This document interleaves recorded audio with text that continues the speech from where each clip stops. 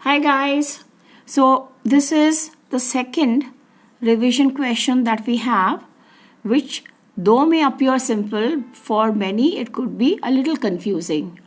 So we have to find out the zero of the given polynomial, which is equal to 4x plus 8. Alright, now how do we go about this? Okay, so let's do it quickly so that any misconcept could be cleared. Okay, so that you can deal with them in the exam in a better manner.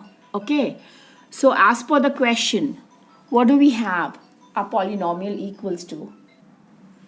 Now we have to find out the zero of this polynomial. Now 0, okay, is nothing but the value of that x, which will make this entire polynomial equals to 0. But how do we go about it? Okay, the way we go about it is like this. So we suppose that let this polynomial be equal to 0. And what is our polynomial equal to?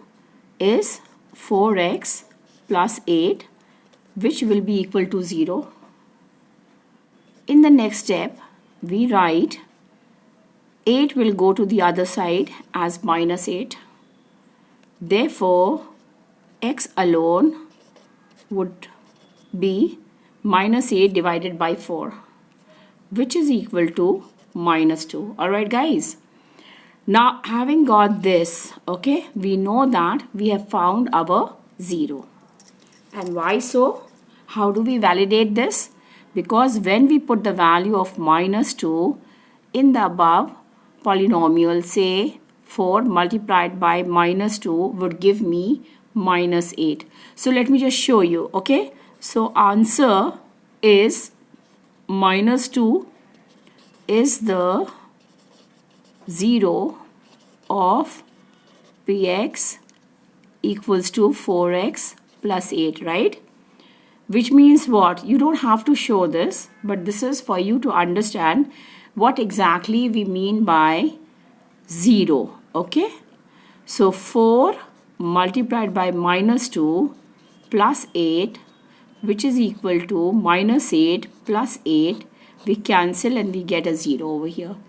So which is why the value of x, okay, which brings about a 0 to the entire polynomial, is said to be the 0 of the polynomial. Alright guys, so this is that simple as that. Okay, I can quote you another example. Okay, for example, if we have, this is one polynomial gx, and which is equal to 9x plus 2. Alright, now if we were to find out the 0 of this, we'll suppose gx to be equal to 0. Gx is equal to 9x plus 2 equals to 0, then 9x will be equal to minus 2, and x then will be equal to minus 2 upon 9. Therefore, minus 2 by 9 is the 0 of this polynomial. Alright guys, so be very clear in your concept so that you do not miss out these kind of sums. Alright, so bye bye. I'm bringing some more of such tricky questions. Okay, so keep a track of the videos that I hope you people have understood this concept clearly. See you in the next video. Bye bye.